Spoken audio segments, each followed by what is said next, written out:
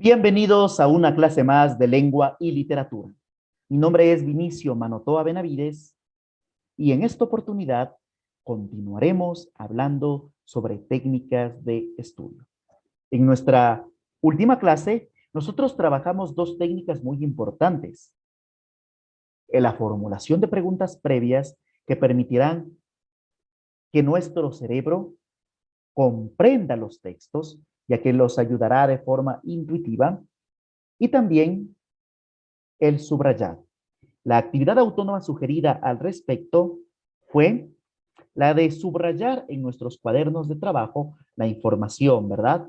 Recordemos que íbamos a subrayar oraciones dentro del párrafo. Por ejemplo, yo aquí he subrayado acá. A veces podemos subrayar dos oraciones. Por ejemplo, yo subrayé acá esta y también la otra, pero para poder diferenciar cuál me parece más importante de menos importante de la información, yo he utilizado el segundo color, que en este caso es el turquesa. Luego continuamos, ¿verdad? Una oración o máximo dos oraciones por cada párrafo. En este caso, ustedes dirán, pero aquí ha subrayado casi todo el párrafo. Sí, pero es solo una oración, que es lo más importante. Y de esta manera podemos ver cómo hemos trabajado, por favor, nuestro subrayado sobre nuestro tema de investigación individual. Ahora que ya tenemos este insumo, pasaremos a la técnica 5, que es la identificación de las palabras clave. Las palabras claves son los núcleos de significado de la información más importante. Pueden ser sustantivos, adjetivos o verbos, debido a que son los elementos más importantes dentro de las oraciones seleccionadas en el subrayado. Habíamos dicho cuando veíamos nuestra técnica 4 que subrayábamos oraciones porque una oración es equivalente a una idea. Si es que tenemos dos oraciones, serán equivalentes a dos ideas. Ahora que ya tenemos identificadas las ideas, vamos a identificar cuáles son las partes más importantes de información que están dentro de cada idea, es decir, dentro de las oraciones que hemos subrayado. Estas ideas y las palabras que tienen más significado dentro de las oraciones, como ustedes muy bien saben, son los sustantivos, al ser los nombres de personas, animales o cosas, o los adjetivos porque caracterizan algo, o los verbos porque expresan acciones, situaciones de estado o incluso pasiones. Entonces, esos son los tres tipos de palabras que procuraremos identificar como palabras clave dentro de nuestras ideas subrayadas. Antes de pasar al ejercicio, las recomendaciones son procurar seleccionar un máximo de 3 palabras claves por oración. Eso es solo una recomendación, ¿verdad? En cada oración, pero va a haber oraciones muy largas, como la que yo les mostraba hace un momento, en la cual obviamente tal vez necesite más. Pero eso va a depender de la oración, ¿verdad? Por otra parte, las palabras clave no pueden repetirse dentro del párrafo. Imaginemos en este párrafo que a propósito tiene aquí, están las palabras claves, aquí dice importante y acá dice también importante. Entonces, si es que yo ya seleccionase, por ejemplo, importante, ya no sería necesario que la seleccionase acá, porque ya está seleccionada. La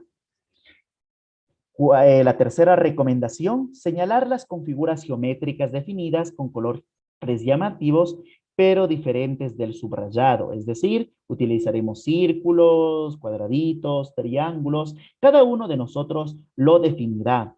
Lo importante es que sea con un color diferente. Si ya subrayé con el amarillo, que sea con un color rojo, con un color azul.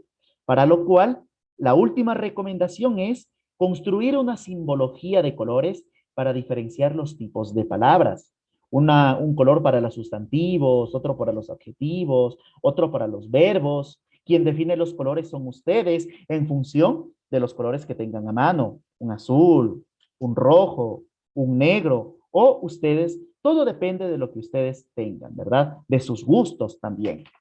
La recomendación, por otra parte, es que las palabras claves son seleccionadas por el criterio personal del lector. Es decir, al igual que las ideas que nosotros subrayamos, somos nosotros quienes decidiremos qué palabras son más importantes que otras, siempre y cuando sean sustantivos, adjetivos o verbos. Además, somos nosotros quien define los colores a utilizarse en función de nuestros gustos. Veamos un ejemplo.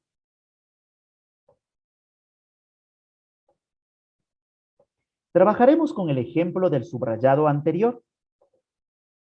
Nosotros habíamos ya subrayado estas dos ideas, ¿verdad? Correspondientes a dos oraciones. Luego yo voy a construir una simbología. Yo utilizaré circunferencias de color rojo para señalar sustantivos y adjetivos. Y una circunferencia de color azul para señalar los verbos. Mi oración principal, uno dice, en la historia mesoamericana, muchos grupos etnopolíticos diferentes adoraban a una deidad de la serpiente emplumada. Entonces, primero, yo puedo decir que no es un sustantivo.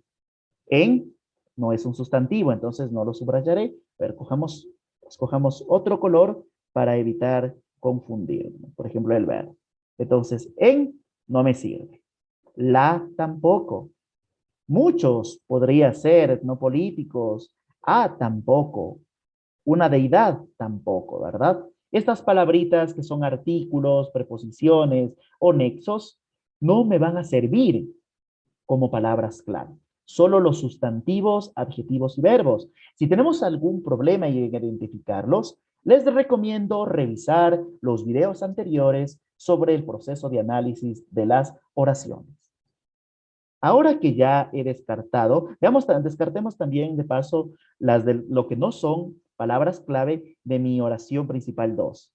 Los estudiosos, pongamos los, no, han interpretado el tampoco, religioso este y tampoco, de la deidad tampoco, de no, la tampoco, en tampoco, las tampoco, de tampoco, porque son preposiciones, ¿verdad? Utilizan sus tablitas de proposiciones, sus tablitas de nexos.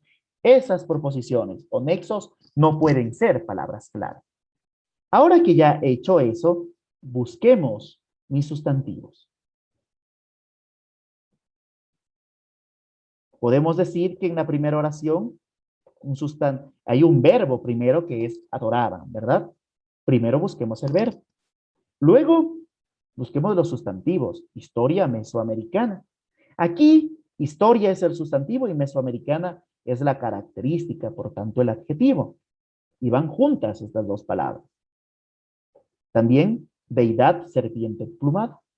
Tengo entonces, siguiendo la recomendación, 3 palabras clave en esta oración. El verbo, en cambio, de la oración número 2 es interpretado. Significado religioso, simbólico, sin la I, ¿verdad? Y culturas. Pero ustedes me dirán, ¿y por qué no subrayamos, por ejemplo, palabras como, a ver, esta palabra de acá, mesoamericana, porque ya está subrayado acá. No pueden repetirse las palabras clave dentro de un mismo párrafo.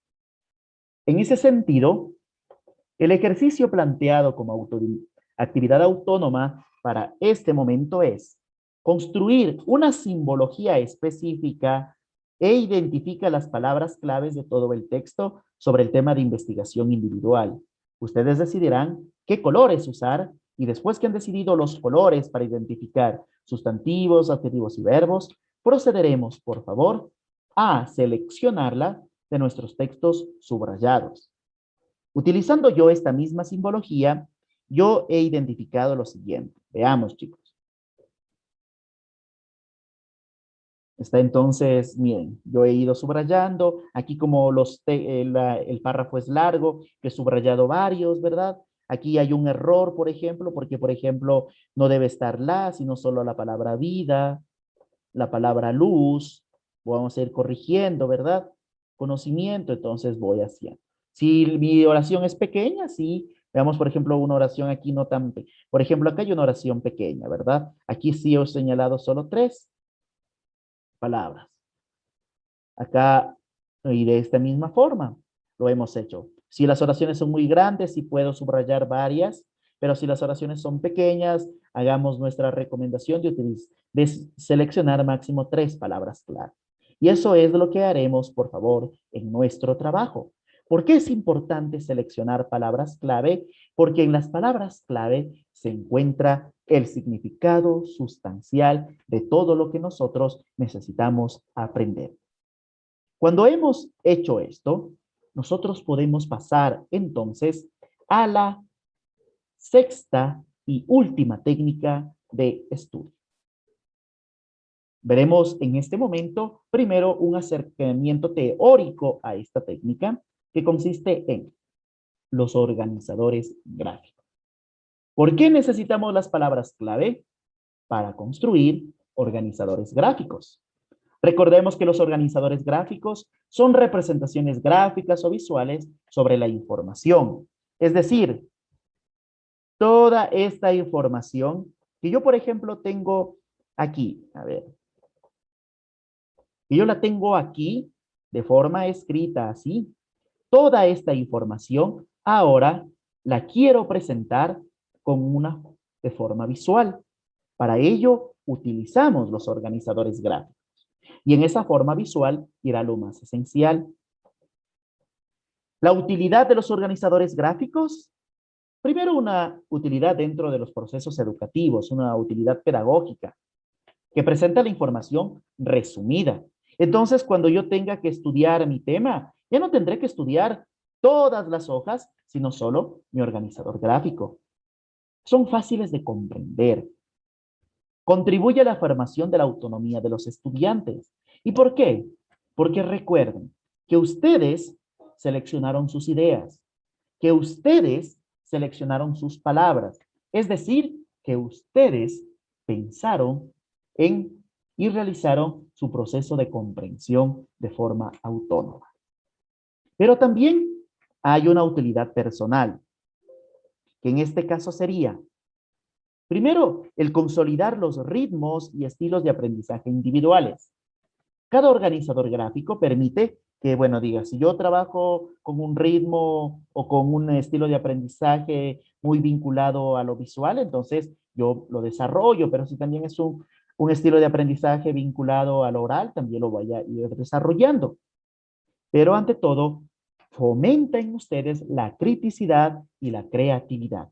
Es decir, que ustedes puedan darse cuenta si la información que están leyendo contribuye a su formación o no contribuye. Si esa información ustedes la realizan de esta manera, no serán presas ni de la manipulación ni del miedo, sino que tendrán la capacidad de decidir sobre la información que estamos nosotros receptando.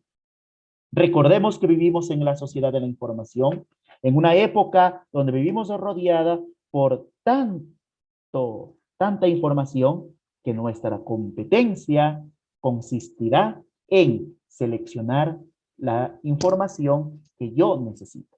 Por eso es importante la criticidad, pero también la creatividad. Existen muchos tipos de organizadores gráficos. Algunos autores dicen que son 40, que son 50, pero nosotros trabajaremos específicamente con estos. Una rueda de atributos, un diagrama de Venn, un cuadro sinóptico, los mapas conceptuales, diagramas de flujo, organigramas, mentefactos, y ahí habría que agregar también los mapas mentales. Entonces, en los videos siguientes, no se los pierdan, porque en cada video nos dedicaremos a construir uno por uno estos organizadores gráficos. Pero, ¿y cómo lo construimos? ¿Qué ponemos en un organizador gráfico? Para ello, presentaremos en este momento el proceso de elaboración de organizadores gráficos.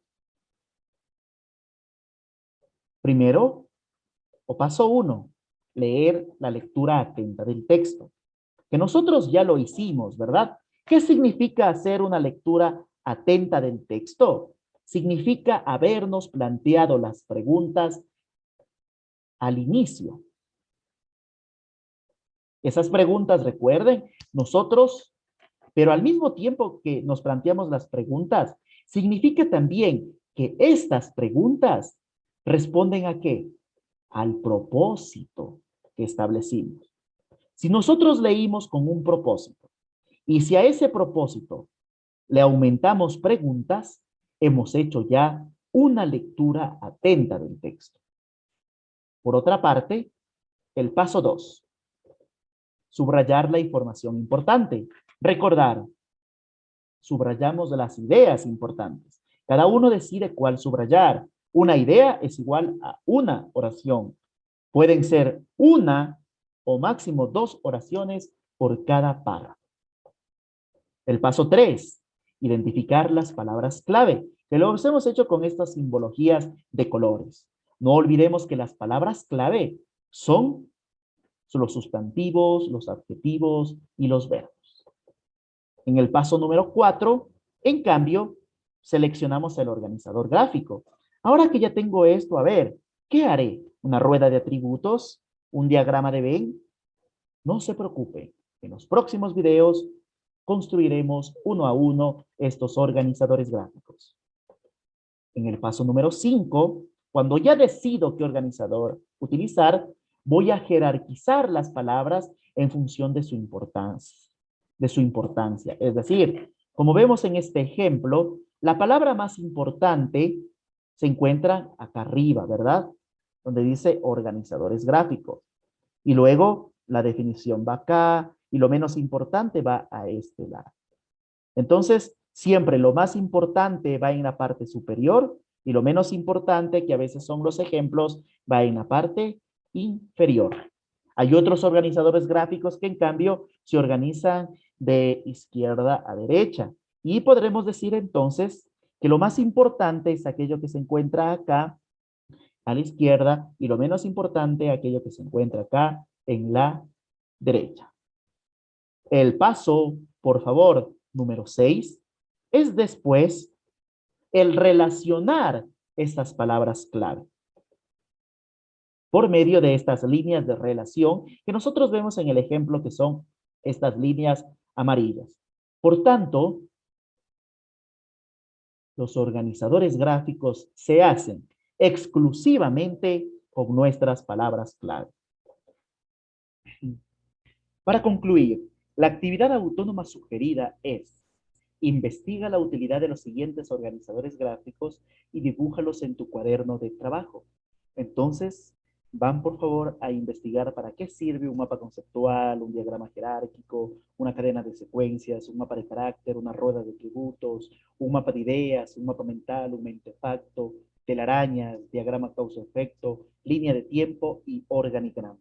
Y después van a hacer pequeños dibujos de cada uno de ellos. En total, de estos 12 organizadores gráficos.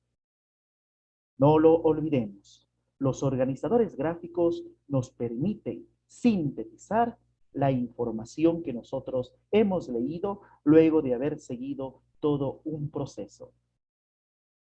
Suscríbete al canal de Gigante Enterrado, Didáctica de la Lengua y la Literatura, y nos vemos en otra oportunidad. Muchas gracias.